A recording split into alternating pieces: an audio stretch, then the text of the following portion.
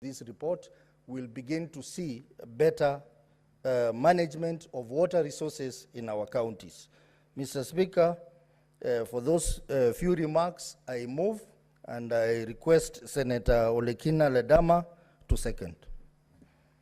Senator Ledama.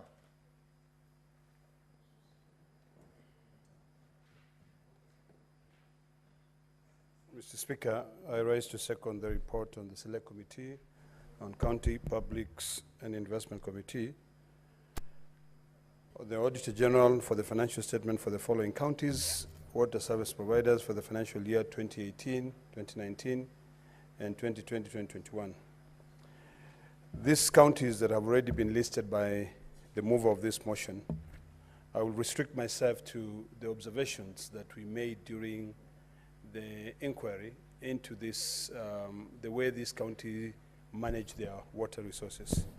Mr. Speaker, one of the biggest problems is that a lot of these counties, the water companies were being run by the board without the input of the county governors. In fact, in most cases, the county governors appeared before our committee and they raised concern as to why they were taking oath and responding to issues which they really did not understand. These water companies were being run autonomously by the board, and it brought in a lot of conflict on how they can be able to manage the resources. Yes, the CCM in charge of water and sanitation for each of the counties were represented in those boards, and they worked tirelessly to be able to set up budgets that can be able to allow them run these water companies. But the problem has already been explained by my colleague, had to do with an issue where you find in Bungoma and Trans Nzoia counties, there's one water company. You go to Kisii and Nyamira, there's one water company. So it brings in the issues of autonomy on which county can be able to generate more resources. So when we looked at that, our committee highly recommended that each of the 47 county governments have their own water companies. We also had a big issue looking at the issues of regional water bodies. The Constitution is quite clear in terms of water and sanitation. Water and sanitations are devolved to the county governments. However, if you look at the third schedule of the Constitution, the national government also has a role to play when it comes to the issue of protecting water sources, securing sufficient residual water, hydraulic engineering, and safety of dams. When we sit in this House, Mr. Speaker, we also confuse the whole process, because I remember there was, during the time when we were interrogating these counties on how they're managing their water resources, there was a Water Act which was being amended. And if you notice, the proponent of that Water Act were moving away all the functions of managing even local companies to the national government. So that brought in a huge conflict. And I think it's about time that all of us now look at how we can be able to really fight for devolution. One of the key recommendations of our committee was that each of the 47 counties have got to look at their resources so that we can avoid this non-revenue water. They look at what they need from these regional bodies, but ultimately work towards managing their own resources. My colleague has already elaborated clearly on the losses that each of these companies were getting. There was a lot of unaccounted for water, and this unaccounted for water came in as a result of dilapidated infrastructure, because there's so many leakages, so many leakages. So when you come to a situation where two counties share one company, and then water is bought from another company or from another county, by the time the water gets there, if you calculate how much was sold to those companies versus how much they generate after they sell the water, you'll realize that there's so much losses, which also led to a lot of financial mismanagement. When we are looking at the case of Nairobi, Mr. Speaker, it was very difficult to be able to tell how much was that company earning. In fact, some of these companies ended up just being you know, sort of like corruption's dens, where people who work in these companies end up just starting their side water companies, buying water bowsers, so that they can be able to sell, because the mismanagement in the companies that were running water services was so high such that it was impossible to be able to ensure sufficient water supply. And this is a function of the national government. The national government has got to ensure that there is a sufficient sustainability of water supply to all the counties. So, Mr. Speaker, this was the first time that this Senate was looking at these water bodies. There's still a lot of work that ought to be done, quite a lot of work. And one of our recommendations was that, and I don't know whether that recommendation found itself in the report, is that each of the 47 county senators must now be able to interact on a very close watch with the water companies to ensure that these water companies, first of all, understand their budgets. Secondly, that the county governments allocate budgets to them. But these water companies must also be run to be able to produce enough water, which is sustainable to be able to provide for all the citizens of these sub-counties. And on top of that, we also have to deal with the issue of sanitation. You'll find that some companies only deal with the supply of water. But when it comes to the issue of sewage and sanitation, it is left for programs to be funded by the World Bank. We have to be very clear that these are our responsibilities. Today, Mr. Speaker, you will understand that there is a lot of shift on the role that the World Bank and the IMF plays in countries. Burkina Faso, as a country, the ruler of that country has said no to the support of IMF. IMF continue to rate our countries. In fact, today, a friend of mine sent me a small note and said, this is what is important to us, where the IMF has already downgraded Kenya and has portrayed a very dark future for Kenya just because we want to be able to control ourselves. So this trickles down. So our water companies must now be the responsibilities of the county governors, because the county governor is the CEO of that county. And if the CEO does not know how the waters are being run in those counties, it becomes very problematic. We now have a ministry on the blue economy. I think it is important that those water companies and that Ministry for Blue Economy work together to be able to set up huge dams, to be able to ensure that we have reservoirs. We have a big problem when it comes to Nairobi, as an example. The water from Nairobi comes from, I believe, Murang'a, or maybe the next county, and it passes through, and there are counties that do not have water, so the water comes here. So we need to now start asking ourselves, how do we ensure that there is sufficient water that can be able to sustain the residents of Nairobi by investing in big water reservoirs? This is a responsibility of the national government. If the national government can just take the third schedule, or the fourth schedule, and look at what their role is, and they put resources there, then we can be able to make a lot of difference.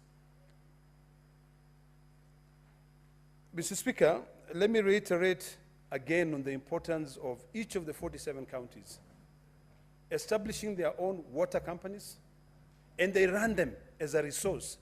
They realign their own existing resources. We have a lot of water is washed away. Some of us who are farmers, we tap this water. If you go along most of the riverbanks, you will see people using the water which eventually will drain into the lake and using it for irrigation.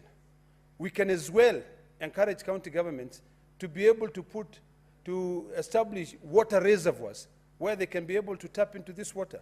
So this is a resource that we can be able to, once we realign just our small existing resources, we can be able to ensure that it supports our population.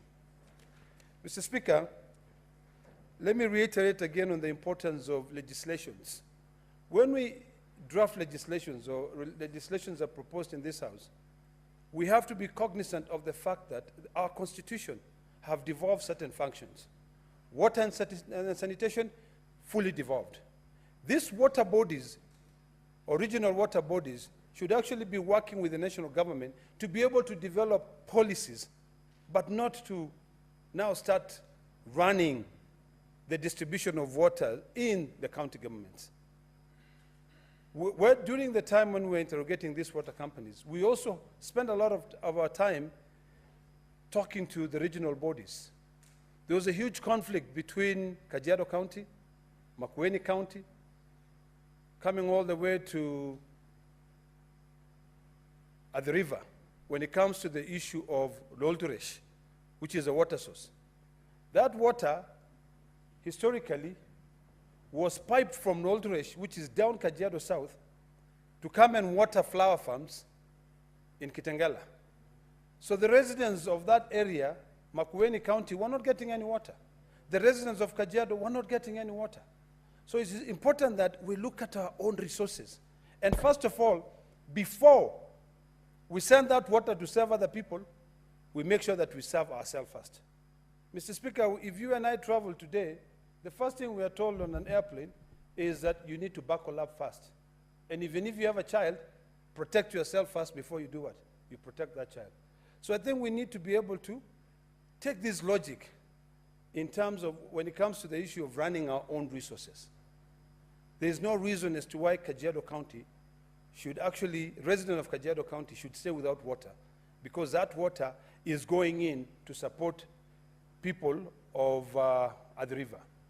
There's absolutely no reason as to why the people of Makueni should not be able to benefit from the Mzima Springs, because all that water is going downstream to be able to support Mombasa County. I think we can be able to share these resources. We don't give out all the resources. In fact, even in the Bible says that the poor man is the one who gives out all his wealth and is left begging. I'm not a preacher, but I remember that. And it applies clearly on how we run our resources. So, Mr. Speaker, in conclusion, I want to conclude by stating the following. One, each one of us here must now start taking our job very seriously when it comes to the issue of managing our resources. If you take some time and you read the Auditor General report, you'll be shocked. There's a lot of mismanagement of the little resources that we have in the country. A lot of mismanagement. Whatever happens at the county headquarters also happens in those small companies that are open to run our resources.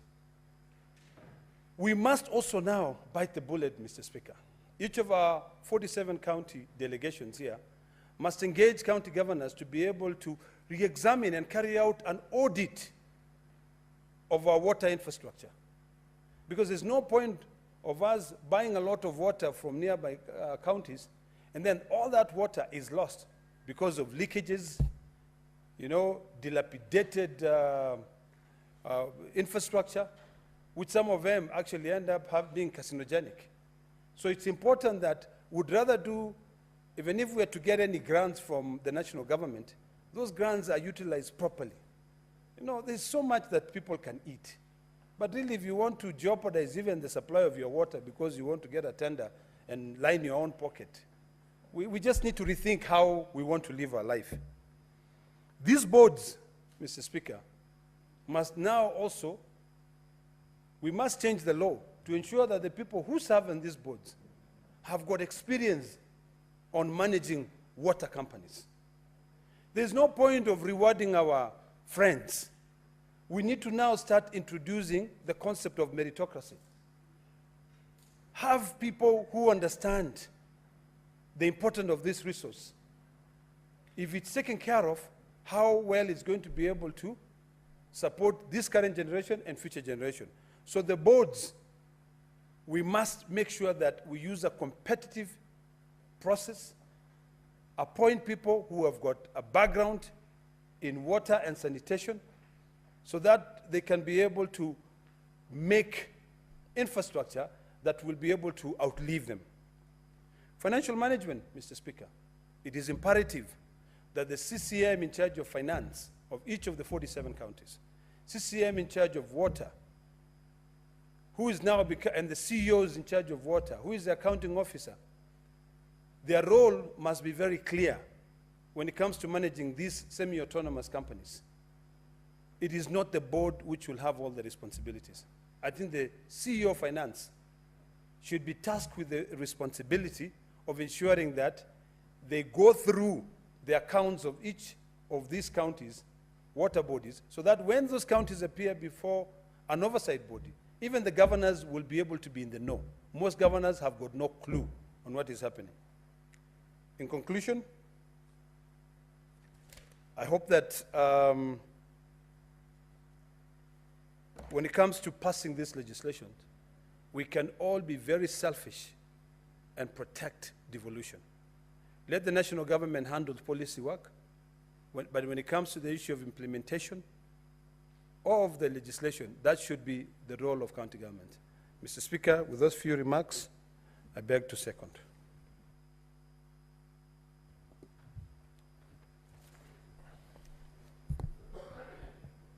Now, honorable senators, I propose the question that the Senate adopts the reports of the Select Committee on County Public Investments and Special Funds on its consideration of the audit reports for the year ended 30th June 2019, 30th June 2020, and 30th June 2021 of the following water service providers. 1. Amatsi Water Services Company Limited, Vihiga County. Bomet Water Company Limited, Bomet County. Gusii Water and Sanitation Company Limited, Kisii/Nyamira Counties. Kisumu Water and Sanitation Company Limited, Kisumu County. Kwale Water and Sewage Company Limited, Kwale County, and Nyeri Water and Sanitation Company Limited in Nyeri County.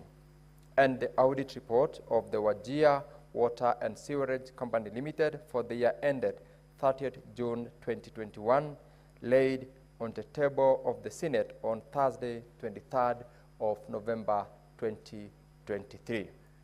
Now, honorable senators, this motion is open for debate, and I will call upon the members who have requested to speak to this particular motion.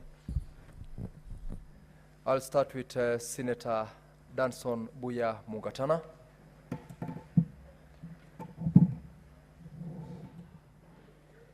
Mr. Speaker, I want to thank you very much for giving me this opportunity to make my contribution on the audit reports of the various counties that have been mentioned there, including Amatsi Water, Bomet Water, Gusii Water, Kisumu, Kwale, and Nyeri Water and Sanitation Companies. Mr. Speaker, before I make my contribution, I wish to join other leaders in extending my best wishes to the students of Tana River County who are sitting their exams, and for the rest of Kenya, wishing them well and wishing them the very best. We all pass through there, so just take heart and do the best you can, and God will be with you. Mr. Speaker, secondly, I wanted to acknowledge the industry hard work that has been put by the chair of this committee.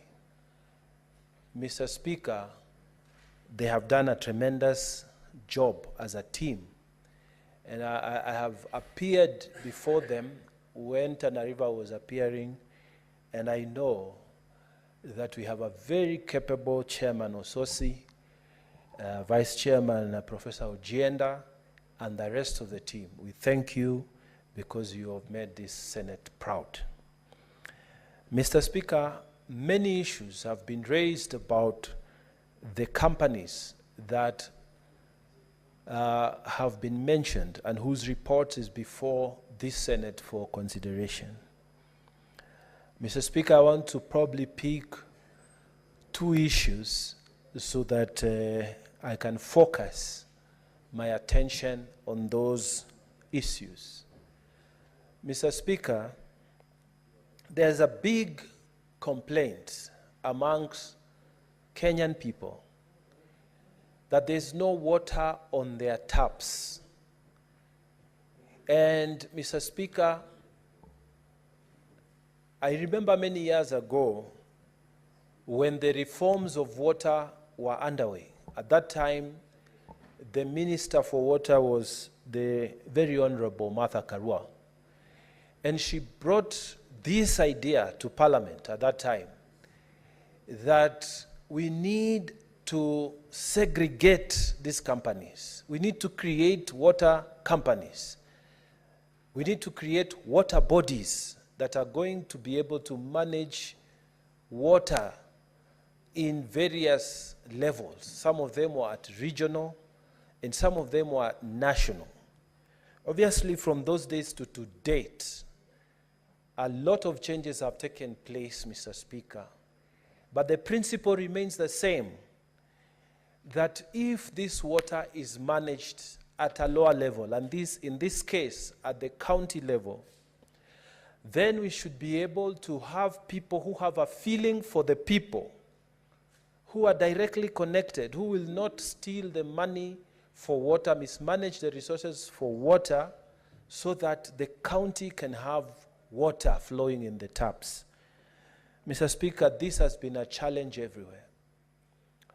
And we have been told, Mr. Speaker, that one of the problems is that, and when we speak to the management, like the one in Tana River, they tell you we still depend on the old infrastructure.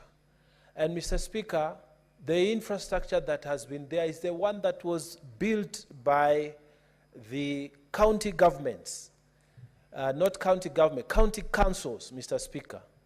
And county councils have been gone for more than 10 years. But still these water companies depend on that infrastructure. And Mr. Speaker, we therefore have this challenge of non-revenue water. Non-revenue water has been told by our able chairman when moving, is that water which nobody can account for. It is there, it has been utilized, but nobody can account for it.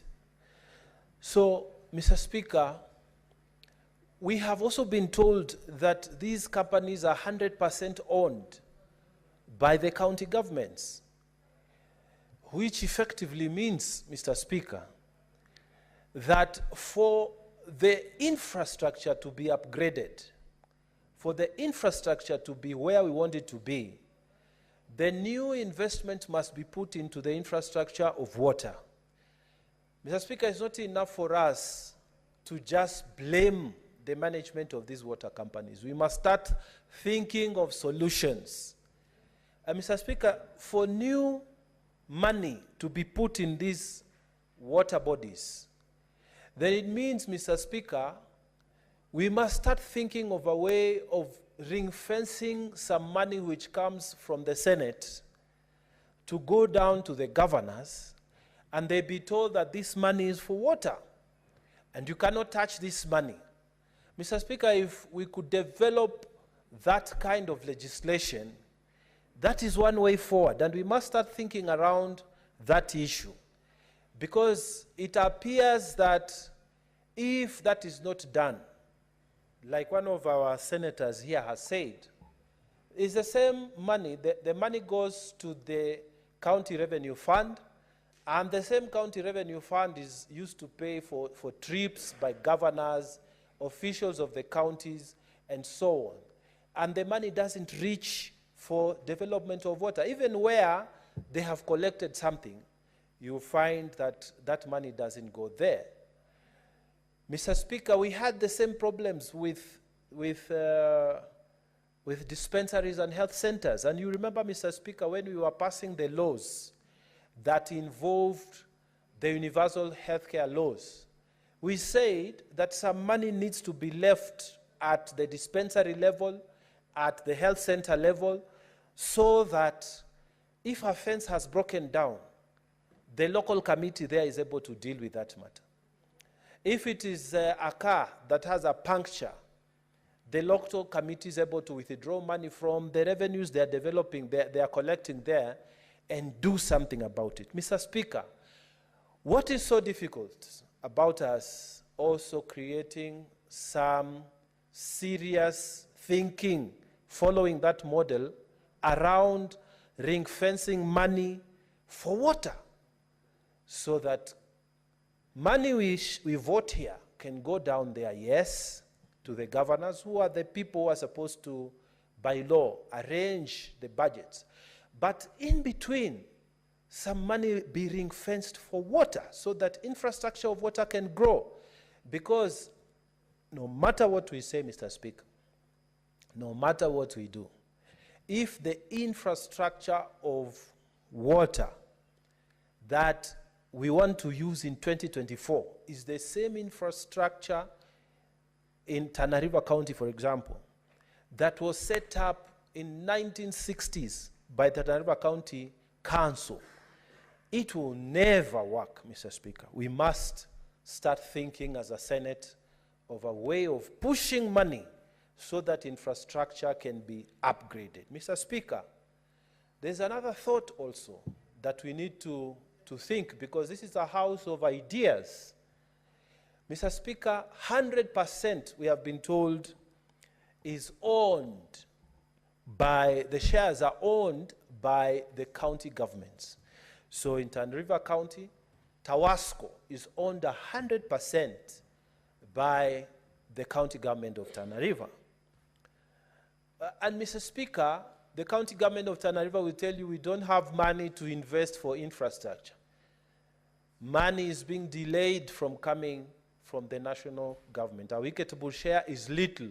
Tana River government will tell you we do not have sufficient funds to do fresh investments. Then, Mr. Speaker, why can't we start focusing on finding a way within the law to unlock that 100% shareholding? Why can't we think of privatizing part of those shares so that those who are interested in investing in water can come in and take over management? They can buy in 30% shares within the companies.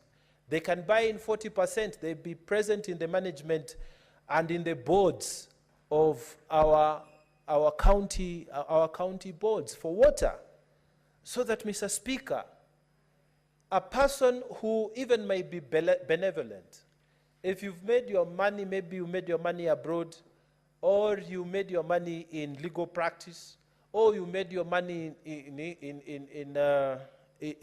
investment elsewhere, or whatever you do, and then you wish to purchase shares within the water companies of your county, and you become a shareholder because you want to do something for your county.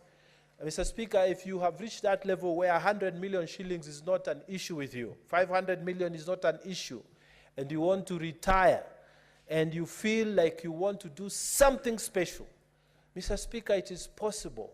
We must find a way in which we can create law that allows even benevolent investors to put in money within our water companies. So that, Mr. Speaker, we shouldn't be, I pity some of our managers in these water companies. They'll come before Chairman Ososi and tell them, we are angling for World Bank to give us this money. We are angling for, I don't know what other grants to get, so we need to meet this and this and this and this and this and this requirement. When you look at it, the money they are angling for is 50 million, is 100 million. You know, Mr. Speaker, and they come to Nairobi, they tell you, help us achieve this and the other, and it is money that many Kenyans here can raise if the law allowed them. And then we have this attitude that it's only Muzungu money that will be able to save us. So people keep on talking about monies from out, monies from out, monies from out. In the meantime, there's a lot of money here within this country, in Uganda, in Tanzania, in Somalia, which, if properly structured, can be put into these water companies, and we'll be able to improve infrastructure, and our people will be happy to pay those reasonable bills if they're having the service, Mr. Speaker. Because this is the problem. Nobody wants to pay water bills. Why? Why? Because there is no water that flows through your tap, and the next time the water flows through your tap, they bring you a bill for all the months that the water never flowed through your tap. We had an experience, Mr. Speaker, in Tana River County. When the head of state was visiting, suddenly water started flowing in the taps. Head of state visits, Mr. Speaker. Water started flowing in the taps. You know, it shouldn't be that way, Mr. Speaker. And if the problem is investment, then we should create opportunities for people to invest in infrastructure so that these monies can be used by management to create opportunities for our water bodies to function. Mr. Speaker, having said that, I would like to also say that water bodies, even with the difficulties that they're experiencing, audit is showing us in this Senate that there are some water companies that are just doing the wrong things, you know, just wrong things. And some of these are not difficult to comply with. The law, the National Cohesion Integration Act, Mr. Speaker, has said that if within that county there are some majority tribes, you make sure that 30% should not be occupied by one tribe alone, so that the other people can have opportunities, Mr. Speaker, to be employed. Now, we have many water companies, Mr. Speaker, that have totally ignored these rules. And in this report, Gusii Water Company has been mentioned specifically. But Gusii Water Company is not alone when they are told that 80% of your employees are in contradiction of the National Cohesion Integrity Commission Act. But it's not alone. There are many companies, Mr. Speaker, including my own Tana River Tawasco, Tana Water and Sanitation Company, Mr. Speaker, where they have totally ignored the provisions of the National Commission Integration Act, where you find the people who are employed are from one side. You don't find a proper mix. Small tribes that exist within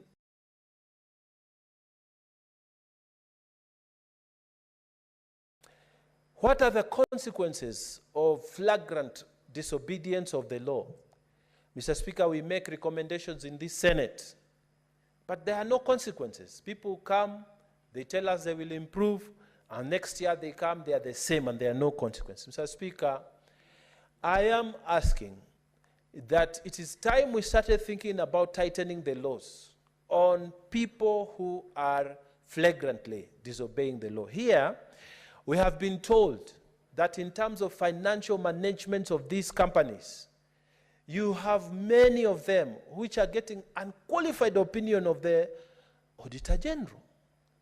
Now, if the Auditor General says that the opinion they are giving in terms of financial management of your monies, the funds that have been made to you, is unqualified opinion, Mr. Speaker, and then no consequence is visited upon them. Instead, in the next meeting, they bring some documents, like the chairman said, they generate documents so that they tell you, oh, we were only told our opinion was only bad because we didn't have this and this other document. Now we have them. I like the stand Mr. Chairman has taken, that the documentations that have not been assessed by the Auditor General should not be accepted by the Senate committee. People should go through the processes, Mr. Speaker. Mr. Speaker, there should be consequences, because after we make recommendations, there should be consequences. I always feel very let down by some of these guys. ESCC sits in the Public Accounts Committee. They have a permanent representative there. And they are told there's this a problem, this is a query. ESCC moves there, they sit there, collect allowances, and they do nothing, Mr. Speaker. And there are other bodies there. You find they come and sit, they listen, and recommendations are made. Instead of action being taken in real time, the reason that you are put in that committee so that you can take action in real time, nothing happens. Mr. Speaker, we want to see action on these audit reports. Consequences must visit those who are flagrantly breaching the National Cohesion Act. Water companies that are not following the law, Mr. Speaker, they should feel the pressure of the Senate.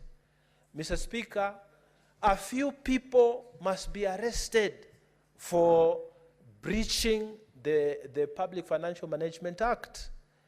Mr. Speaker, if this happens, then we shall have some discipline. Aside from the investment, we need enforcement of the law, Mr. Speaker, so that we can bring some form of discipline and direction from the Senate on these water companies. We've been told water is life. And an appeal has been made here that senators, we must take interest in the management of water companies in our places where we come from. And I accept that. That's a good appeal. But we also need, from the National Committee, enforcement. If somebody is not doing his work, surely let a few people take personal responsibility. If this starts happening, Mr. Speaker, we shall be able to create proper management of our water companies, and our people shall receive water, the water they have been using. They will be billed for water that they have been using. Mr. Speaker, why can't we create water tokens so that, just like electricity, I buy my token and I know that after I've used 1,000 or 500, I need to replace, instead of waiting at the end of month, alafu naletewa bili ya hewa. Mr. Speaker, time has come, we use technology to make sure our water companies are also functional. So we should not only invest in the infrastructure, but also in technology, so that people can pay for services that have actually been rendered. We are doing better in electricity, but we can also do good in water sector. And this means we must start focusing there as a Senate.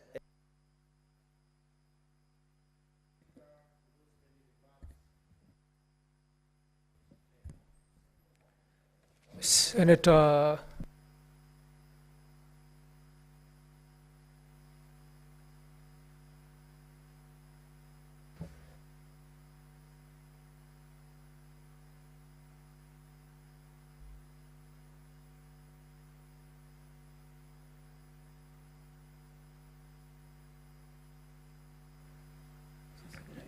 Sifuna Edwin.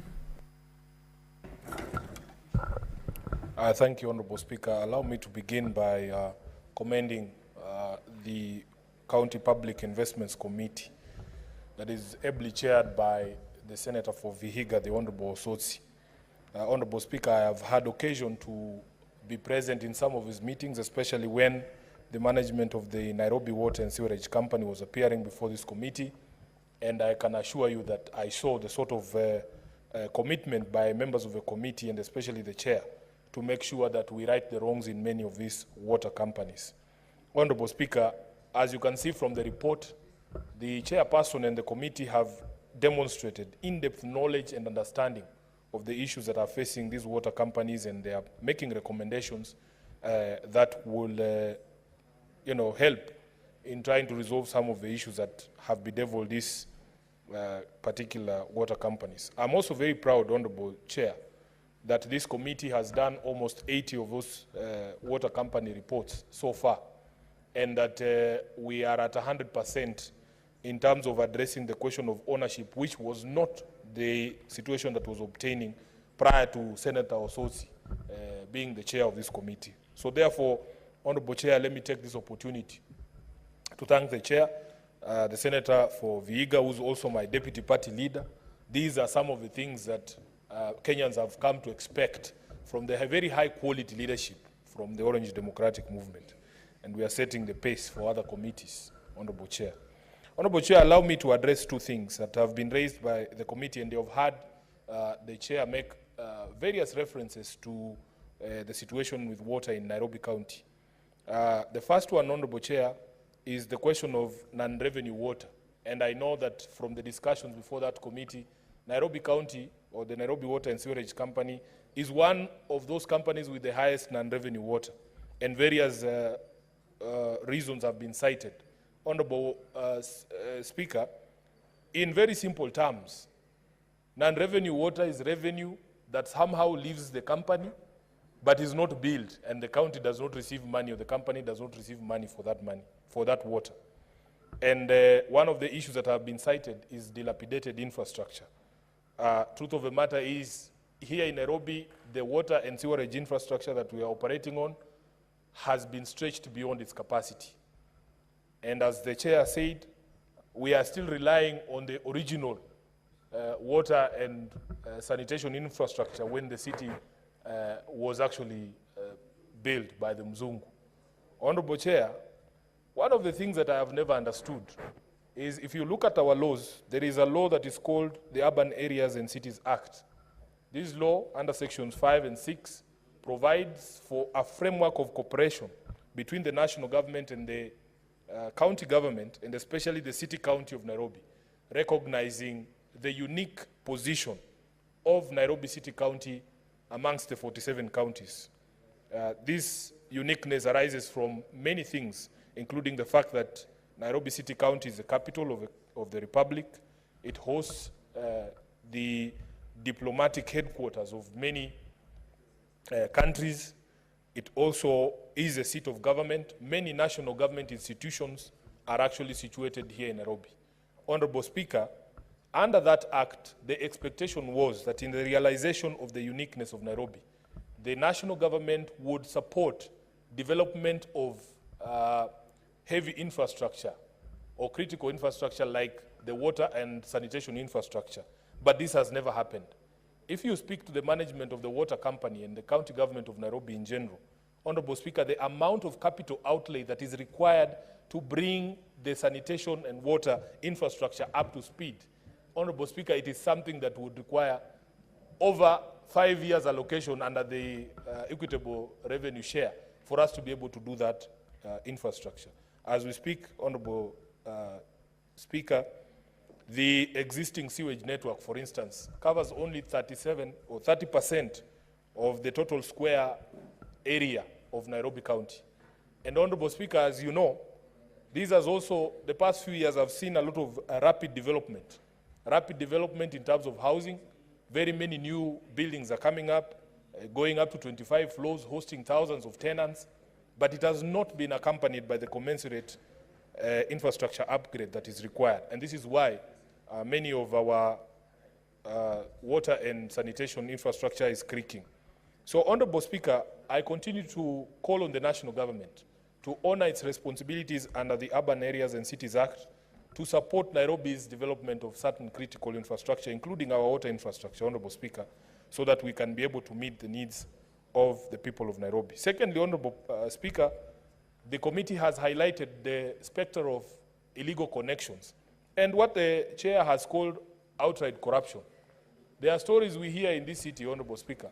Very serious allegations are made against the management of Nairobi Water City Company, the people who work there, that, Honorable Speaker, even though they told us that there is this program of equitable distribution of water across the city, that there are unscrupulous people within the company who are even themselves merchants of water, people who own water bowsers, who are aware of the distribution schedule, who will make sure that, Honorable Speaker, the running joke is that some of them have mjengos going on, and they tell their contractors, just wacha nifunge Nairobi West, and then I'll come and see you at the hardware, Honorable Speaker.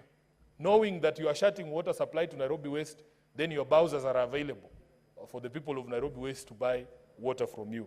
So these stories, Honorable Speaker, unfortunately for us, we rely on other institutions, and we have complained even at the Committee of Public Accounts that unfortunately for us as a House, our role ends somewhere.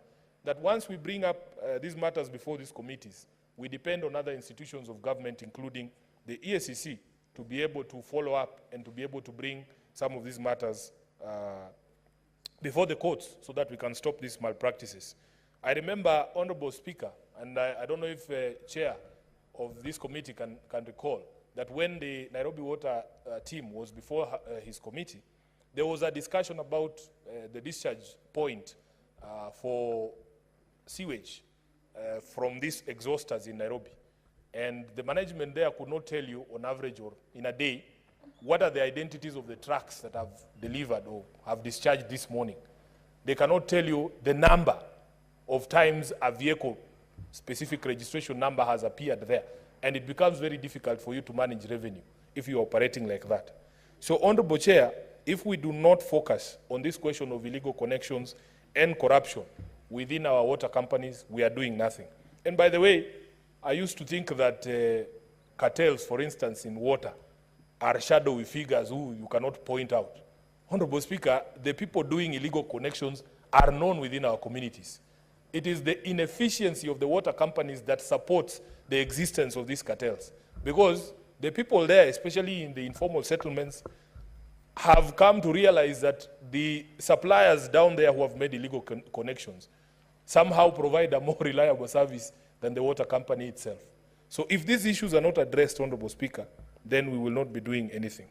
Lastly, Honorable Speaker, I want to just comment on something that the Speaker, the Chairman said, that the recommendations are arrived at by consensus. And in replying, I would also want him to advise if this consensus is just amongst the members of the committee, or if in fact the management of the water companies themselves share in some of these recommendations, because it is important that you get the buy-in of these stakeholders, especially on conflict areas such as the Kisii and Nyamira situation that you have referred to, the Bungoma and Trans Nzoia one.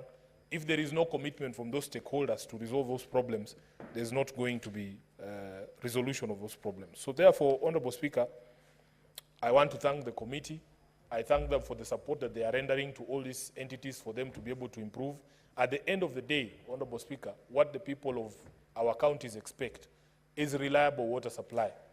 If you look at the statistics, the people who in this city have access to water 24 hours are less than 40%. The rest of us, Honorable Speaker, we have to play pata potea with our water supply.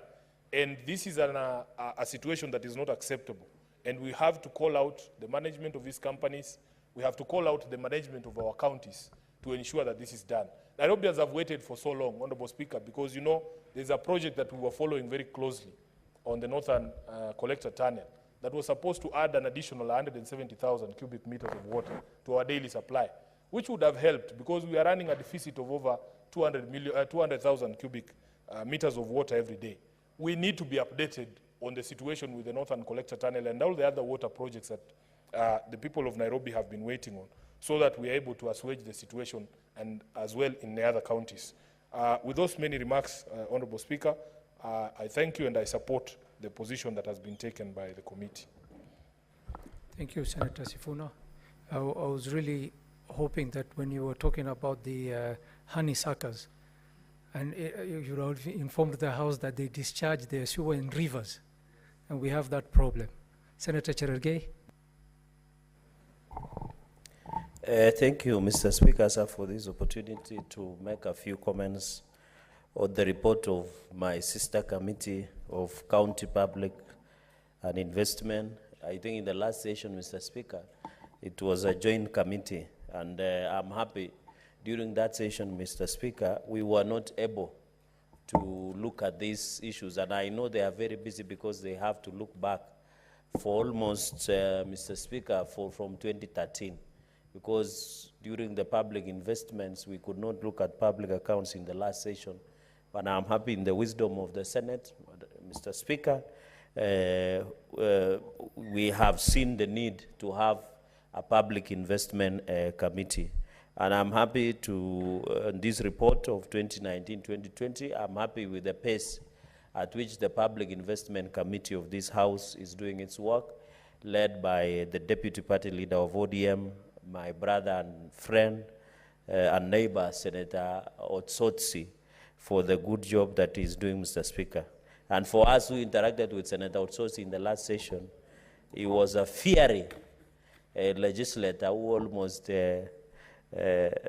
angamised one of our principles. But I'm happy nowadays he's more calm. Mr. Speaker, on the issue of Amatsi Water Service Company Limited in Vihiga, Bomet Water Company Limited in Bomet County, Gusii Water and Sanitation Company Limited in Kisii, Nyamira counties, and this is where we have problems even in waterworks, Mr. Speaker.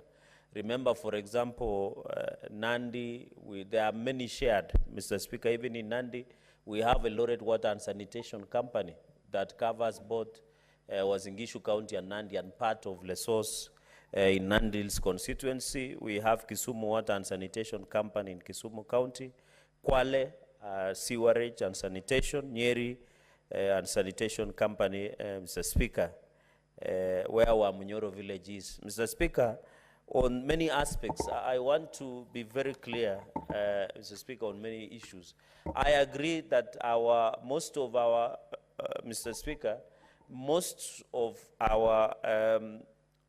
companies are on the red, water companies, even Kapsabet Water and Sanitation Company, Mr. Speaker.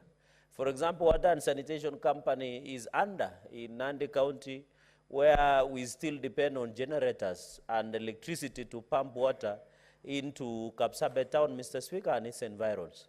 We had expected that the government would expedite the construction of a Keben Dam, Mr. Speaker, which was upscaled to 24 billion Kenya shillings, Mr. Speaker. I know there are a number of dams across the country, like Tuaga Dam.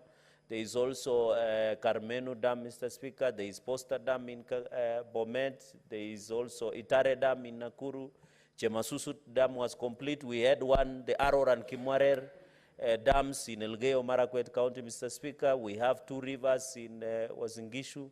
Mr. Speaker, we have the one of Sondu Dam that was supposed to cost 40 billion, that is between Kericho, Nandi, and Kisumu counties, among other dams across the country, Mr. Speaker. So it is very important that water is life. Water should be accessible, Mr. Speaker. If a society were to reach a point that water is more expensive than soda or any other beverage, Mr. Speaker, as a society, we have collapsed. I know in northern part of the country, we still have challenges of access to water. And we remember we were being told that there is aquifer waters, especially in Turkana and that northern Pearl, where we were being told up to 70 years access to underground water, to especially regions, your county like Garissa, Wajir, Mandera, among other counties in the northern frontier, Mr. Speaker, is very critical. As a society, Mr. Speaker, when you don't have water for domestic use to drink, Mr. Speaker, many years ago, there were a clamor for changes in reforms of water sector, Mr. Speaker. Even, Mr. Speaker, as we grapple with the challenges of access to water in eastern and northeastern part of this country, where ours is rain-fed, Mr. Speaker. We are lucky from where I come in Nandi. The reason why we don't have so much challenge of access to water for domestic use, drinking, and other usage is because of rain-fed kind of access to water, Mr. Speaker. In fact, even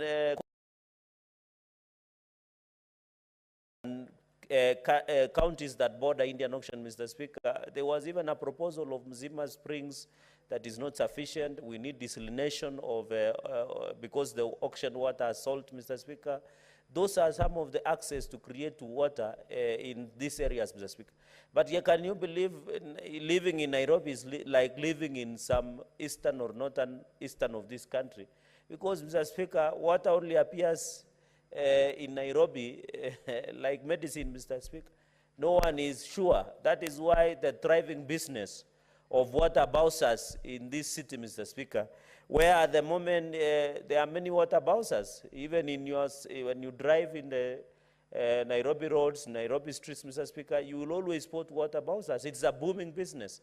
Because, Mr. Speaker, I don't know it was by default or by design, where the supply of water has collapsed in this city, Mr. Speaker. We were being told the northern corridor of Murang'a should provide sufficient water, sufficient water to Nairobi city, Mr. Speaker.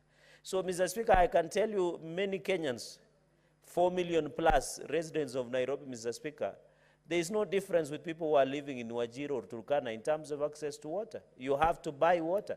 which is expensive in terms of household expenditure, Mr. Speaker. You know, many families across the country, Mr. Speaker, spend 60% of their income on food. Food being inclusive of water, Mr. Speaker. I think that is the challenge as a country we must grapple with. And I think as a country, our people should be able to access clean and safe water wherever they are. 50 million plus, Mr. Speaker. And therefore, we want to ask counties, because most of these water and sanitation companies are domiciled within counties, Mr. Speaker. We want to ask, Mr. Speaker, we notice, and I want to confirm that we don't have smart meters, where you still have clerical waterworks, the meter readers. I'm told the first president of this republic was a meter reader in this city, Mr. Speaker. And I know Senator Okiya Omtata might be aware, because he's good at litigation, that he was the meter reader, Mr. Speaker. So you get people, clerical, still go and read, Mr. Speaker, and I don't know, you know, you can be a meter reader and become a multi-billion in this country. So, Mr. Speaker, when you go and they still read it physically using motorbikes, using access, and then write, Mr. Speaker, we need to introduce smart meters so that we protect and ensure accuracy in terms of declaring in the financial statement. And I think water sanitation companies should introduce, Mr. Speaker, smart meters, so that you don't need to be there. Even Kenya Power and Lighting and Company, although that's another, it was one of the scandals that did affect this country was provision of smart meters in Kenya Power and Lighting Company. We need smart readers, smart meters, so that our people, we can know. Mr. Speaker, you know, I was shocked that these meter readers come and read, and then go and approximate how much you will pay. But if you had smart reader, it gives us the precision of a military marksman, what you should pay in terms of access, Mr. Speaker. And therefore, even it will also assist non-revenue water, Mr. Speaker. Because the fact that that water is lost, it means that revenue is lost, Mr. Speaker, in terms of non-revenue water. And therefore, we need to have even, Mr. Speaker, a technological era. Kenya is boasting of being being technological savvy, Mr. Speaker. For example, we need to ensure that we have GIS, Geographical Information System, Mr. Speaker. When you have Geographical Information System, Mr. Speaker, GIS, it can tell us where is the pipe leakages, where there is pipe burst, the way Kenya Pipeline Corporation are using in terms of GIS. Say that if you are taking fuel from here to Eldoret to Kisumu, these pipes that KPC all the way from terminal, Kipevu terminal or wherever in Mombasa, they should be having a GIS to detect water leakages so that you prevent non-revenue water and loss of revenue because water is spilled or the pipes are burst, Mr. Speaker. So when we have GIS, Mr. Speaker, and I hope the committee led by my brother has noted this, it will assist in terms of ensuring that when you have geographical information system, it can detect the way we detect fuel when there is leakage. They can become precise, Mr. Speaker, and ensure that we can be able to detect any leakages of water or burst pipes in the system or infrastructure within. And I hope other companies, like whether it is coast companies, whether it is in Rift, whether it is in Nairobi here, it should be able to use GIS, Mr. Speaker. It is something that is easy. And I hope, Mr. Speaker, we should not be told counties or when they're upgrading to GIS that it is taking 104 billion. The way the ICT infrastructure upgrade was done in terms of the upgrade of NHIF and SHA, Mr. Speaker, because, you know, the funny part, and Senator Eddy will tell you, the funny part with an infrastructure of app, you need upgrade, you don't own it. It becomes absolute. So when you pay a lot, like the way you are paid 104 billion for infrastructure in terms of NHIF, then there is a big problem, because that's software, you'll keep it improving, Mr. Speaker. Then, Mr. Speaker, on the issue of what I am happy that there is a report. I have seen there is a version, Mr. Speaker, of a mediated version of Water Act. This, Mr. Speaker, should resolve the issue of Water Trust Fund. You remember the amendment that was brought, what we call the Water Amendment Bill of 2023. The intention was to reverse, Mr. Speaker, contravening fourth schedule, where water and management and water sanitation and access to water was left to counties, Mr. Speaker. You remember there's still animals called waterworks. Like now we have coastal waterworks. We have Lake Victoria North, where Nandi, Kakamega, and Vihiga and other counties are falling within. We have Lake Victoria South waterworks. We have Central Rift waterworks. We have Tana waterworks. We have Tana Adi Waterworks, Mr. Speaker. These waterworks undermine devolution. In fact, these waterworks, Mr. Speaker, should be completely taken off. For example, in Lake Victoria North Waterworks, where Nandi is, the headquarters in Kakamega, but when you go there, it's only, they have hired only one tribe, and yet it covers my county, Nandi, it covers Vihiga, it covers Kakamega, Mr. Speaker. I think was in Gishu was removed, it is now in Central Rift. We are suffering. Most of the development in Lake Victoria North, in terms of even drilling water in schools and hospitals, Mr. Speaker, and other community center, they are only drilled in Kakamega and Vihiga and other areas, but Nandi is left out, Mr. Speaker, because of perception that this region, Mr. Speaker, and it undermines Article 10 or principles of good governance and national values, Mr. Speaker. So when you look at Lake Victoria North, Nandi, when you look at the projects that come to Nandi through that waterworks as opposed to other regions, Mr. Speaker, it is very unfair. And I think it is high time we disband and ensure coastal waterworks, North Rift waterworks, Tana, other waterworks, any other waterworks in the country should be disbanded because they let the counties and the county governments run those waterworks under the water and sanitation companies. And I hope in the next report, the PIC committee must tell us that we need to bring down all waterworks because that is where the bastion of corruption is. Most of the dams that I mentioned, like Tuage, Karmenu, Posta, Itare, Keben, and other dams, Mr. Speaker, including Sondu, and including North Rift, and even Aurora and Kimwarer, are run by specific waterworks, Mr. Speaker. These same waterworks are becoming bastions of corruption and inefficiency and ineptitude, Mr. Speaker, at running, Mr. Speaker. Number 3, most of the boards that run these water companies in counties and sanitation companies is becoming a big challenge. For example, even in Kapsabet, where I come from, Mr. Speaker, we don't have a functional sewerage and sanitation, Mr. Speaker. It was done by the Mzungu that is near Kiropket, behind Kapsabet town, Mr. Speaker. That even environment impact assessment has not been done by NEMA. In terms, Mr. Speaker, when you go, we are trying to do one in Nandi Hills town that has been given to a contractor near Kosoi, next to Nandi Hills town, Mr. Speaker. The water and sanitation, in terms of sewerage and sanitation, should be efficient. Most of the sewerage and sanitation, Mr. Speaker, can you believe, most of them were constructed by Muzungu. I think Senator Mungatana said something that as Africans we need to be careful. We believe that Muzungu money will change us. It will not change. If we want to remove the present neocolonialism of running, Mr. Speaker, this nation, Mr. Speaker, we need to agree, Mr. Speaker, and in terms of, we need to improve that infrastructure. I am happy that as we even do affordable housing, Mr. Speaker, we should also work with ensuring that we have a proper sewerage and sanitation for the affordable housing program, so that we have a complete circuit. So that when you live in a house, you are sure of access to water, you have access to sewerage and sanitation, because, Mr. Speaker, most of the sewerage and sanitation areas are next to public places, and public where people live, Mr. Speaker, and I think it is important that we do that, Mr. Speaker. Mr. Speaker, the regeneration of water sources, I have seen Nairobi regeneration program where the government is trying to hire most of the young people, Mr. Speaker, and ensuring that they have access. Mr. Speaker, number 5, of course, the issue of water service provider in terms of bulk water program, Mr. Speaker, purchase agreement, we must agree. Water should be accessible, Mr. Speaker. There is a song in reggae that a society becomes dysfunctional when there is nothing that is of development, Mr. Speaker. There is song that when you look outside the window, do you see anything to smile about, Mr. Speaker? When you see there are more prisons, and I think it is Lucky Dube, Mr. Speaker. Unfortunately, he was felled by assassin. Mr. Speaker, you remember the song No One Can Stop Reggae? And last time we could not say that because people of Azimio like Senator Manzo was using it, No One Can Stop Reggae.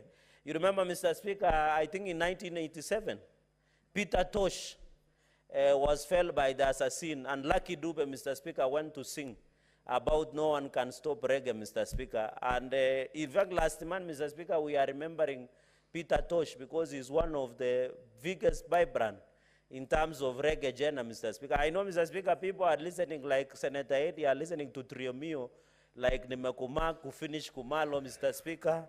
And I'm told there is a new one called Iyani, Mr. Speaker, where there is new mastingos, tutakufa kifo ya mende, Mr. Speaker. So, Mr. Speaker, what we need as a country, even as we do regeneration of rivers within, Mr. Speaker, is important. We want to ask, Mr. Speaker, even in provision of bulk water agreement. And I want to see, Mr. Speaker, the mediation report, and I want to thank your office on the water mediation report. We must agree that let us stop undermining and reversing issues that, and Mr. Speaker, all of us who are seated here, you know, one of our senators went to become the deputy president, Mr. Speaker. Many people will become governors. My brothers and sisters are senators. If we do not protect devolution, you will go back to become a governor in Makueni when my brother has finished 10 years. Don't interfere with him in 2027.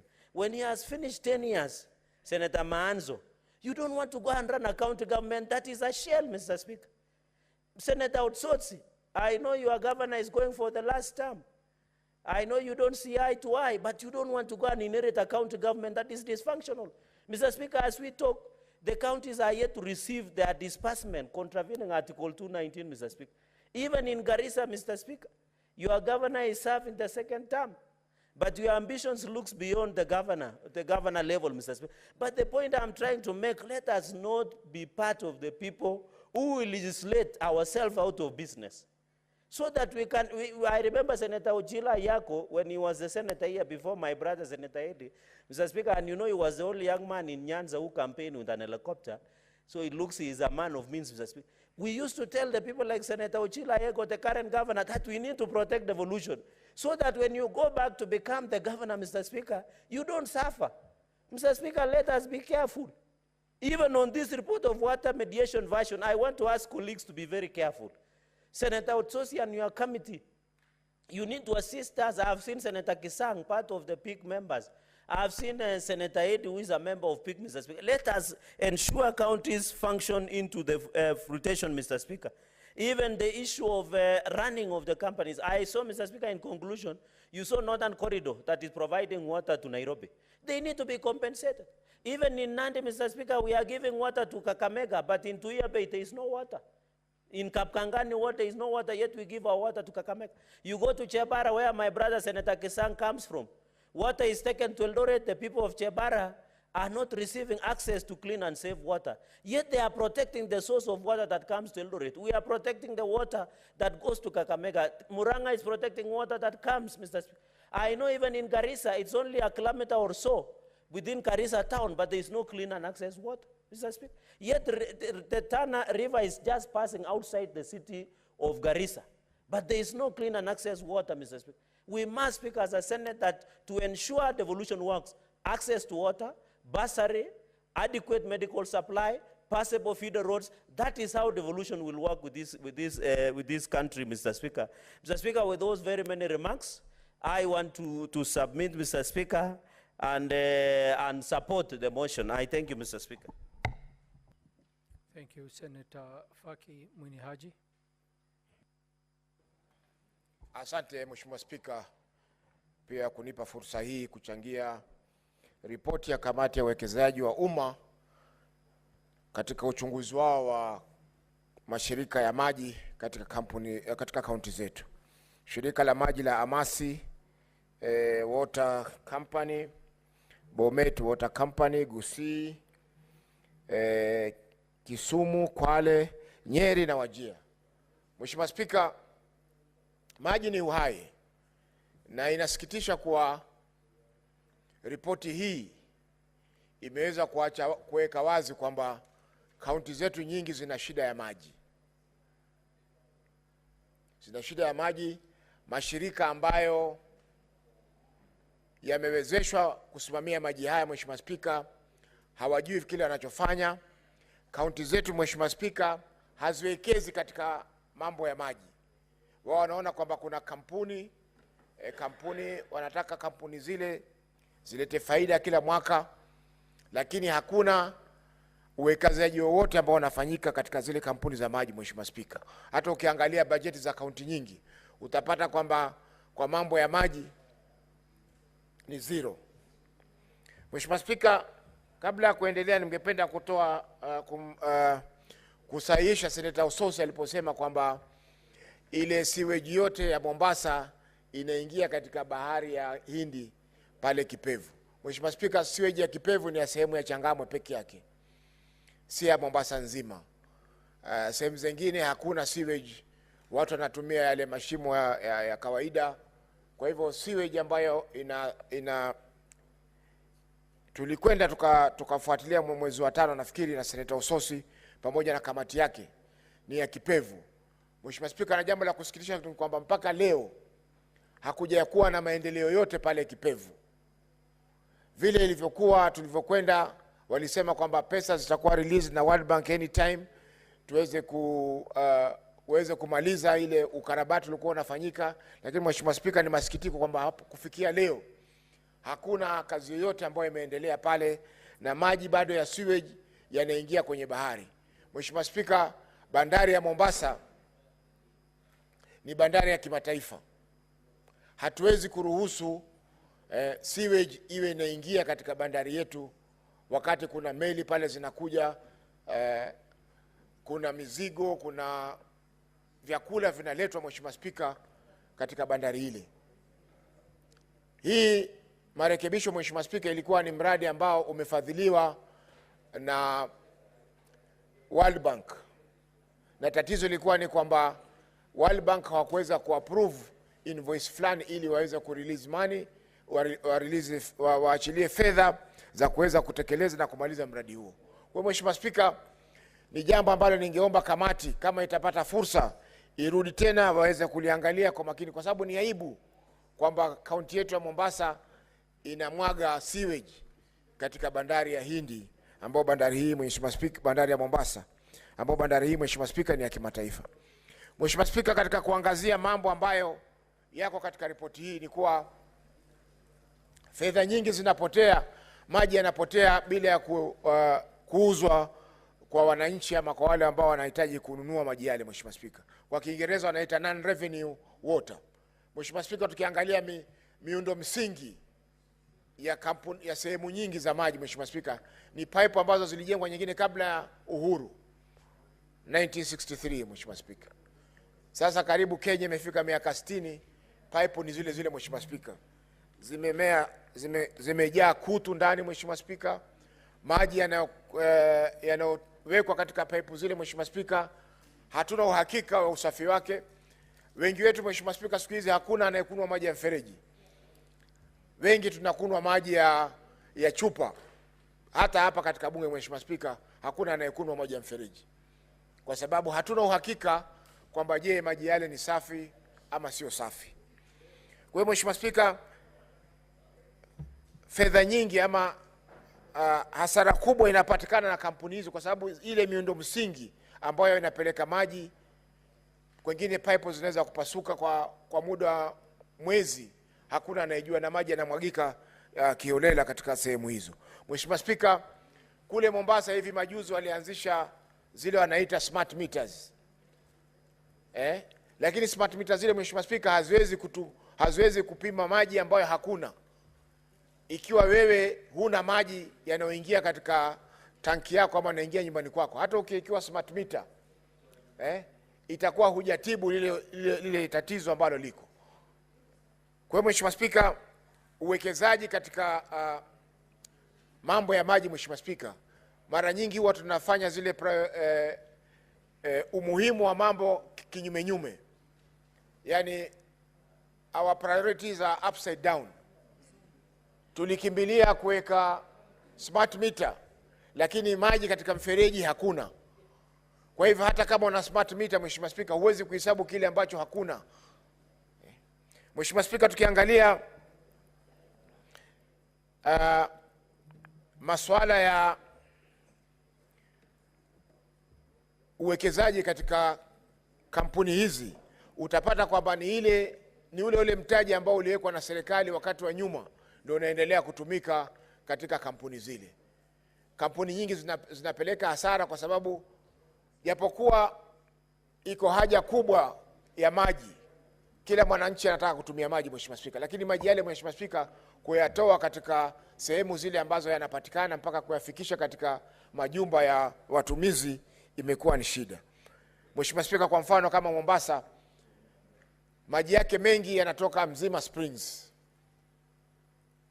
Lakini Mzima Springs ile kutoka ijengwe 1940s mpaka leo hatujaongeza hata nusu pipe.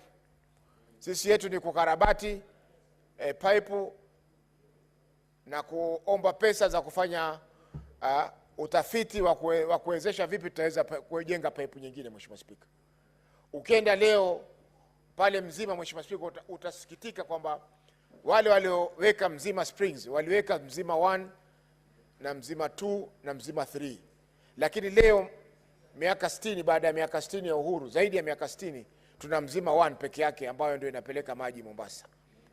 Mheshimiwa Spika, sehemu nyingine ya maji ya Mombasa ni yale maji yanayotoka katika Mwache, na sasa Mwache Dam inajengwa tena ili iweze kusaidia watu wa Mombasa kuweza kupata maji rahisi. Lakini Mheshimiwa Spika, bado kuna mizozo baina ya kaunti zetu.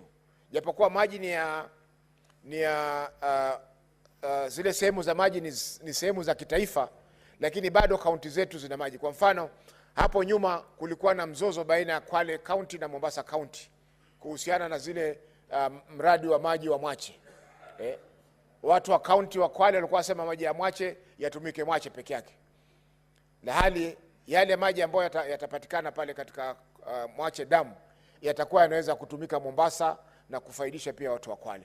Mheshimiwa Spika, sehemu nyingine ambayo inaleta maji katika kaunti ya Mombasa ni Marere ambao pia iko Kwale. Hivi majuzi Mheshimiwa Spika, wale watu wengi wanaokaa sehemu za Changamwe constituency, Jomvu constituency katika kaunti ya Mombasa walikosa maji kwa sababu maji yote ambayo yalikuwa yanatakana kuja Mombasa yalikuwa yamepelekwa Kwale mjini ili kusaidia maandalizi ya Mashujaa Day ambayo ilifanyika juzi. Mheshimiwa Spika, hayo ni masikitiko makubwa kwamba mpaka sasa tunaweza kufungia maji karibu watu milioni 1 maji yaweze kupelekwa sehemu moja kwa sherehe ya siku moja.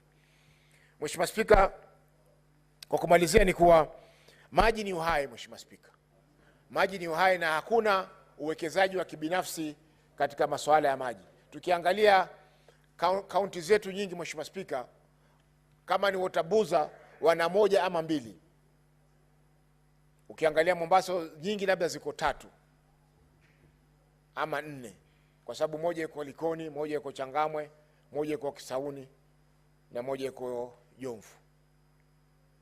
Hii Mheshimiwa Spika, kama ingekuwa kaunti zetu zinaekeza katika masuala ya maji, ingekuwa wananchi wanapata maji ya rahisi, maji ambayo yana uhakika kwa sababu ni masafi, na vile vile pia zile kampuni za maji zitaweza kupata fedha za kukimu mahitaji yao. Lakini Mheshimiwa Spika, ukiangalia kila mwaka balance sheet ama hisabu za fedha za kampuni hizi, wanaendelea kupata hasara na kupata hasara na kupata hasara. Hivyo basi inabidi wananchi warudi tena kuingia mifukoni mwao ili kufadhili kampuni hizi, kwa sababu kampuni zenyewe hazina njia ya kuweza kupata fedha za kuwawezesha kukua.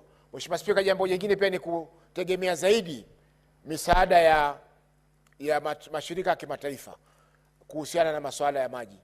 Japokuwa ni wafadhili wetu na wanatusaidia, lakini Mheshimiwa Spika, imefika wakati sasa lazima sisi pia wenyewe tujisimamie. Haiwezekani kuwa serikali inaweza kutoa kwa mfano maji wanaopata watu wa Mombasa yanatoka kwa Coast Water Services Board ambayo wanauzia shirika la Mombasa Water, na wao wanapewa muda wa kulipa kama ni siku 90 ama ni siku 100. Mheshimiwa Spika, hiyo inaitwa credit window ambayo inatumika. Mheshimiwa Spika, pia haisaidii kwa sababu utapata pia kwamba hufikia wakati maji yakafungwa, watu wakapigizana kelele, wakakimbizana, ndio maji yafunguliwe, wananchi waweze kupata maji. Kwa hiyo Mheshimiwa Spika, ni lazima kamati mbali na kuleta ripoti hii Mheshimiwa Spika, iangalie kwa ndani zaidi ni vipi ambavyo tutaweza kuzitoa hizi kampuni zijinasue na lindi hili la ukiritimba ambao unasababisha wananchi wakose maji na vile vile pia kampuni zisikue. Mheshimiwa Spika, kwa kumalizia pia haya mashirika ya kiserikali ambayo yako katika hizi sehemu zetu, kwa mfano Coast Water Services Board, kule kwingine iko Tana Athi, kule kwingine sio iko Lake Basin. Mheshimiwa Spika, kaunti zetu pia atakana zipawe hisa katika mashirika haya. Isiwe ni ni shirika la serikali kuu, wana supply maji. Ukiangalia kama wale wakurugenzi ama madirekta wale wanachaguliwa watu ambao hawana uzoefu katika maeneo yale.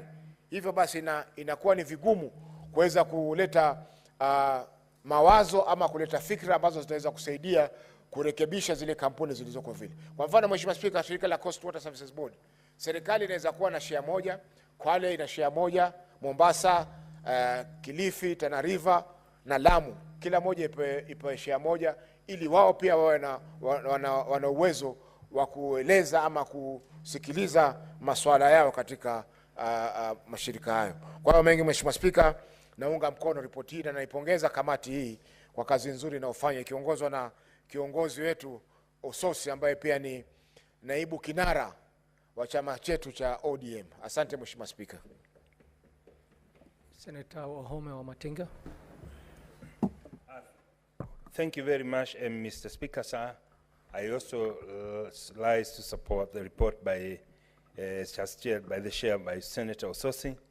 Mr. Speaker, sir, the issue of water litigation, the issue of water service provider has been longly handled for a very long time. Mr. Speaker, sir, indeed, senators are opposed and are determined to protect devolution. That being the case, we know that this is a function that's devolved and that must be undertaken by the counties. However, Mr. Speaker, it must never be lost to us that we have aspects of water, specifically in some counties, that cannot be handled by the county government alone, but must be a concerted effort by regional bodies. Therefore, Mr. Speaker, sir, I am one of those who support water development agencies because I think it's the high time that we change our approach in water reticulation. The issue of non-revenue water has been discussed and addressed by various speakers, senators in this House.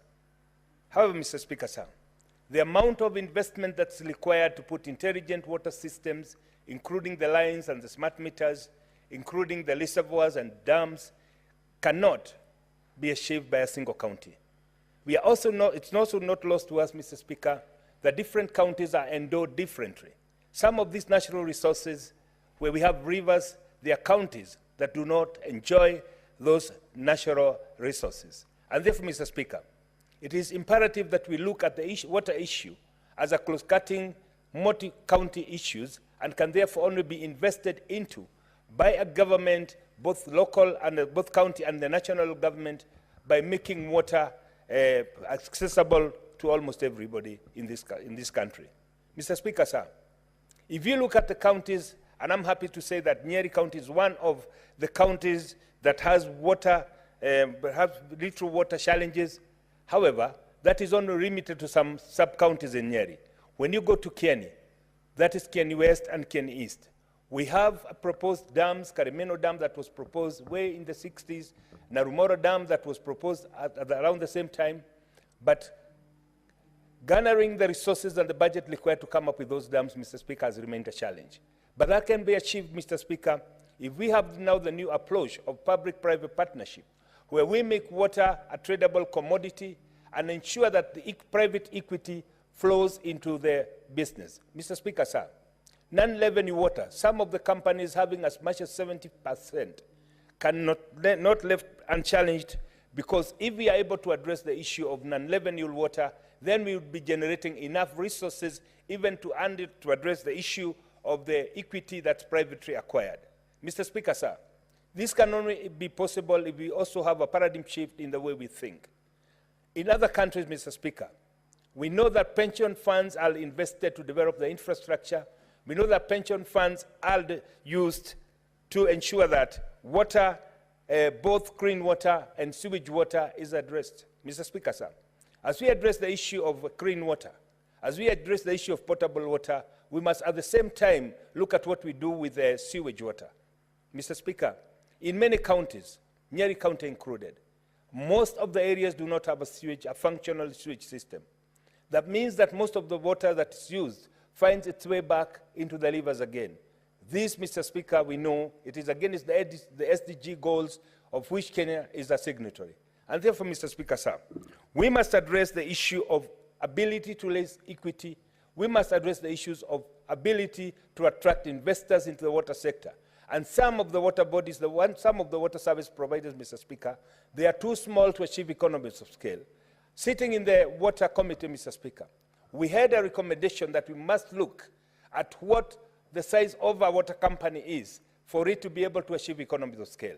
As much as we talk about the issues of governance, Mr. Speaker, it is also imperative that we also look at how big it is. We know for you to be able to achieve a certain magnitude of investment, you must also have a certain number of consumers. Therefore, Mr. Speaker, as much as we talk about this being a devolved function, it is also important we try to look at a new approach of having regional bodies that where counties can merge and have a water service provider that can be able to achieve economies of scale. Having said that, Mr. Speaker, it is also important to look at the way the boards of management in water bodies are formed. Most of these, Mr. Speaker, are people who are appointed politically because they are politically correct. We know that most water development agencies, most water service providers, they've become den of corruption because people who are elected as chairs, they go there to try and regain what they lost in politics. Mr. Speaker, moving forward, we must look at the issue of governance. We must look at the issue of accountability. We must look at the issue of transparency. But as we look at that, we must also look at the issue of being able to generate private equity to invest in the infrastructure so that we can reduce the non-revenue water, but at the same time also employing smart meters so that we know that the bulk water that has been generated can be dispatched and it is also consumed. That must happen for the clean water as well as also sewage water.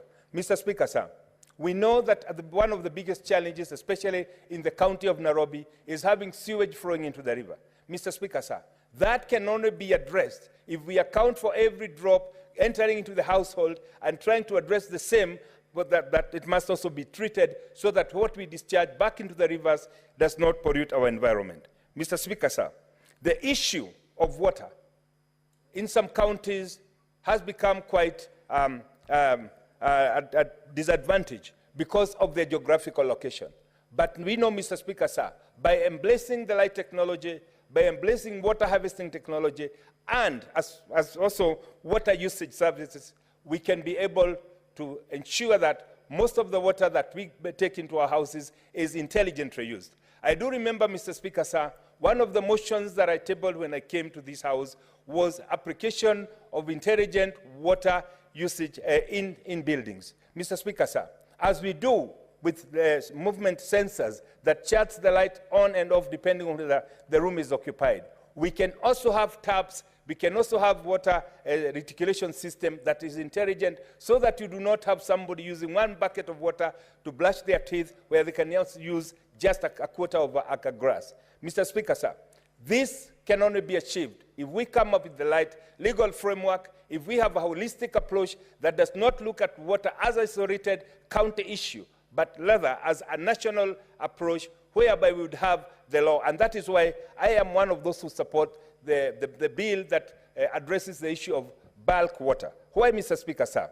We know in most countries, in Western countries, water, because it's a tradable commodity, it is able to attract investors, and therefore, even the management of the reticulation itself, because this is an asset that must be able to amortize itself, it is managed in a more prudent way. This can also be achieved, Mr. Speaker, if we take the same approach. The Northern Collector Tunnel has been named here several, Mr. Speaker.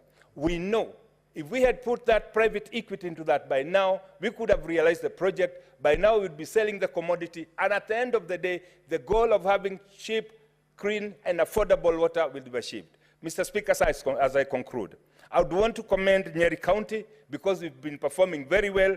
It is one of the counties where we have the least non-revenue water. But having said that, Mr. Speaker, it is also not lost to me that we still do not have reticulation infrastructure that reaches all the household. At about 70%, Mr. Speaker, sir, we still have another 30% to go, and this can be achieved if one will renew our infrastructure. And to do that, I think it's the high time that we come up with a legislative framework that will allow the water bodies to be able to access private equity from the banks by making water a tradable commodity. Mr. Speaker, sir, I want to take this opportunity to thank the committee for having come up with this report, and I think for the senators, it is a challenge that, yes, we must look at the water service providers. We must put a keen eye on that, because that is one of the low-hanging fruits, something that we can be able to realize quick gains, and by so doing also help our legislators, our people. Thank you, Mr. Speaker. I support. Senator Daniel Manzo. Thank you, Mr. Speaker, for giving me an opportunity to contribute on this very important report. Mr. Speaker, although Makueni County is not named here, and this was up to 2019 to 2020, I'm sure the next report, Mr. Speaker, will include Makueni County. But most important, Makueni County, Kitui County, and Machakos counties are served by River Athi, among other rivers, whereby River Athi goes through Nairobi. One of the worst things which has happened to this river is that raw sewage, and especially by the honeysuckers, is released, fresh to this river. There has been an effort to clean up River Athi in Nairobi. I've seen the president launching cleanup projects, but as soon as he leaves, the people who are supposed to clean the river, they also leave with him. And therefore, it becomes like a PR exercise, and the water downstream continues to be dirty. With the sewerage systems in Nairobi, last week, and even the last 2 weeks, have been releasing raw sewage water to River Athi, and it is green through Machakos, Kitui, and Makueni. And most unfortunately, Mr. Speaker, a lot of Kenyans use this water. It is used by many water companies in Makueni. And therefore, we must come up with a system to make sure that there is clean, safe water be consumed by the people in Kenya. Mr. Speaker, there is water storage, and the water is devolved under Schedule 4 of the Constitution. But unfortunately, the national government is still holding 90% of all the water systems. The counties have not received their monies in the last 4 months, and it must be very frustrating for a governor to sit in the county. You want to deliver water to the people, and you have no money to do this. Mr. Speaker, there are boreholes, most of them mismanaged through these companies, most of the money collected and stolen by individuals. In Makueni, out of the water companies from the last report, only the Kibwezi one, which is somewhere on Mombasa Road near Kibwezi town, seems to have performed better. The rest, you could not account for the monies. You could not account for so many things, and yet a lot of money has been put into these water companies. So what do we need to do, Mr. Speaker? The country needs water. I started hearing it from the Moi era in 1986, when I was in primary school, that every home is going to have clean water. Up to today, water is still far away from most homesteads in Kenya. Piped water is still not available to every homestead in Kenya. And yet, Mr. Speaker, is a very cheap way. It's the easiest thing to do if the government seriously invested in water first. You rather even stop all the other projects. Deal with water first. Get water to the people. And then next, do the roads to the people. Probably by doing that way, then it will become much better. You will improve in irrigation. You will improve in agriculture. You will have enough food for the people. And then do the roads so that the same can be transported to marketing places. Otherwise, Mr. Speaker, although there are good policies, they have not been implemented. The people of Kenya have waited patiently for clean water into their homesteads. It has not happened, and it does not seem to be in sight soon. Thwaka Dam, which has been talked about by quite a number of contributors here, is 94% done, but now stalled for the last 2 years. I am pushing the government. I was there recently. It is very expensive to delay a water project because the contractors are on site and they are charging the country. And it is not the only one. There were quite a number of them, the Mwache Dam, the Northern Collector, and all of them, Mr. Speaker, seem to have stalled. So when will we give Kenyans water in their homesteads? All these dams, the Thwaka Dam was supposed to give water to Kitui, Machakos, and Makueni, even water for irrigation. When will this happen? And this is fertile land where farmers can grow a lot of food and can become the food basket of Kenya, and then can even sell abroad, because agriculture and agribusiness are one of the biggest businesses Kenyans can invest in, and every household has a meal every day and has some extra money to send children to school. Mr. Speaker, this matter of water must be taken very seriously by this House and by the government. We must have a proper law.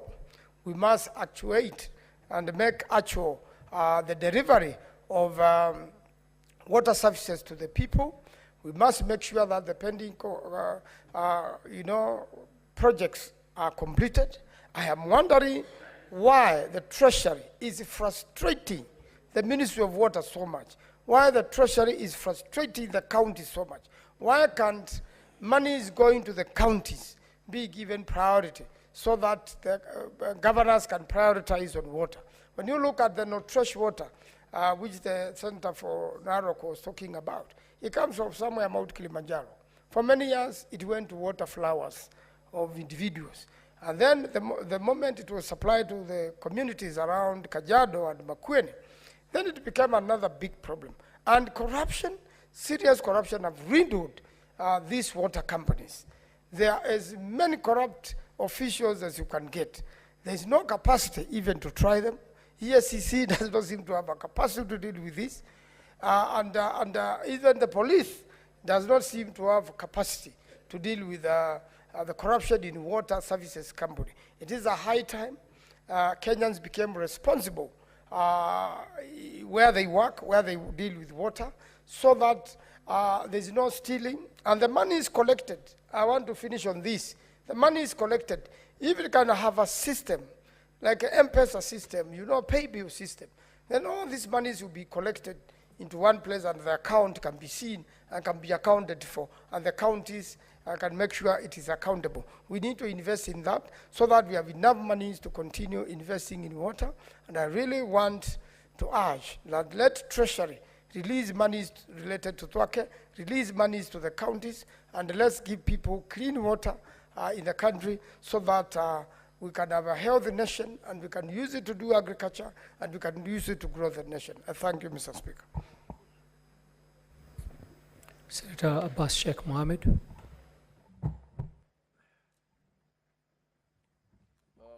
you, Honorable Speaker. Honorable Speaker, I want also to join the other members to support the report. Honorable Speaker, I think the report, I want to commend the committee first for the excellent work they have done, because visiting 80 water companies is not an easy thing for knowing the resources that is available to this country, this Senate. Honorable Speaker, water is actually a very crucial resource that is life. Kenya has actually plenty of water, but always scarce to be utilized by people or accessed by people. Honorable Speaker, Kenya also has the highest number of institutions that manages water. We have almost 12 water works, 9 other regional developments, and the companies on every county that manages water, but water is never available at a given time on demand. I think it's just purely on lack of management and lack of transparency.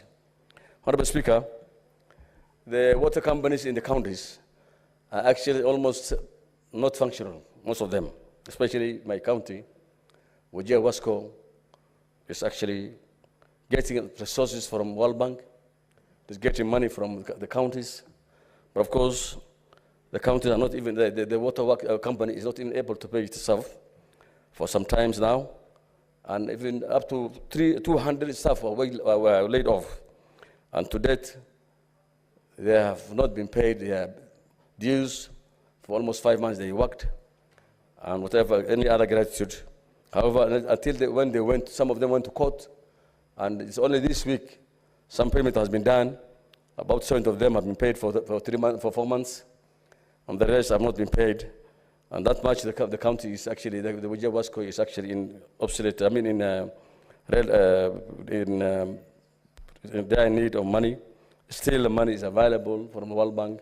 It is there, the council also supporting, but because it's not well managed, that resources are not well managed, and at the same time, one other thing is the county, the company is actually experiencing issues to do with resource generation. Wajir doesn't have pumped water source. There's no rivers, it's landlocked. It depends. It depends on boreholes, the groundwater. We have about 600, currently 600 boreholes. And these boreholes have been managed by communities in different parts of the county. Boreholes have been run by communities. It has now become a cash cow for the communities. Instead of paying money now to the Wajir Wasco, the communities are not ready to give back the boreholes to be managed by the counties. Honorable Speaker, I think the most important thing now is that my committee, the Committee of Devolution now, water is actually a devolved function. But the problem is that of the 9 water agencies and many regional, I think there are about 4, like Victoria, Tana water, and the Coast Water, all these guys don't want to release these institutions back to the counties. I think it's the high time that this House must be able to support the counties so that at least these functions can go back to, be taken back to the counties. One other thing is, Honorable Speaker, most of these companies are non-entities actually. Most of them are not even registered. Some of them, they don't have legal status, and they cannot be operating officially, legally. And the way it is being run, even appointments are done by the governors. The boards have been appointed by the governors, and actually, most of these companies are supposed to be independent from the county management. So the county executive, but is still micromanaging it, and they do all the appointments, and therefore, that is, I think, the causes as to why the companies are not functioning well. One other thing is, Honorable Speaker, the money being received from donors are not being actually audited. And I think that's why